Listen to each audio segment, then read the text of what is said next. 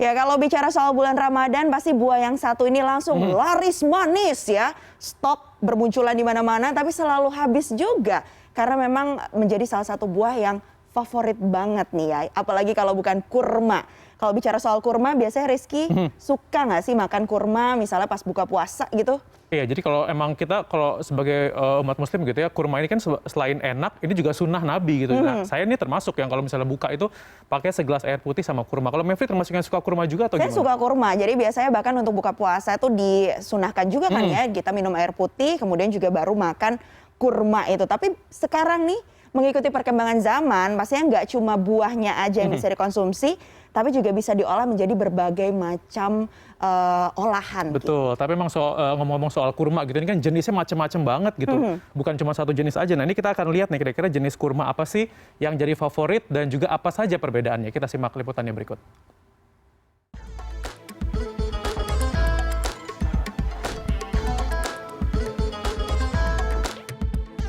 Ramadan identik dengan kurma. Selain dianjurkan untuk dikonsumsi saat berbuka puasa, cita rasa buahnya yang manis juga bisa mengembalikan energi yang hilang setelah 14 jam berpuasa. Kurma punya banyak jenis, namun 3 jenis kurma yang biasanya menjadi favorit, diantaranya kurma ajwa, kurma mejol, dan kurma sukari. Ketiga jenis kurma ini harganya relatif lebih mahal dibanding kurma yang dijual di supermarket atau pasar tradisional.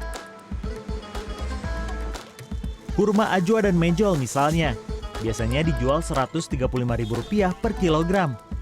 Sementara kurma sukari dijual Rp105.000 per kilogram. Dari segi tekstur, daging kurma ajwa lebih kering dan berwarna agak hitam. Kurma mejol dagingnya lebih lembut dan bentuknya agak sedikit lebih besar dari kurma ajwa. Sedangkan kurma sukari dagingnya agak lembut. Teksturnya sedikit basah dan berwarna coklat gelap.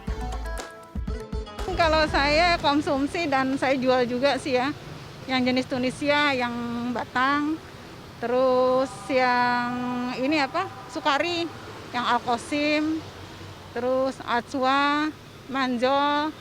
Biasanya sih pesanan aja yang kalau yang manjol ya kan harganya agak lumayan, yang ajwa juga agak mahal gitu. Kalau kita sih biasa yang ada aja kita konsumsi, kalau jenis-jenisnya kurang paham kita. Pertama kan emang kalau berbuka harus yang manis buat nambah stamina biar cepet ya. Kedua juga buat bisa juga buat menahan mah kalau nggak salah. Gitu.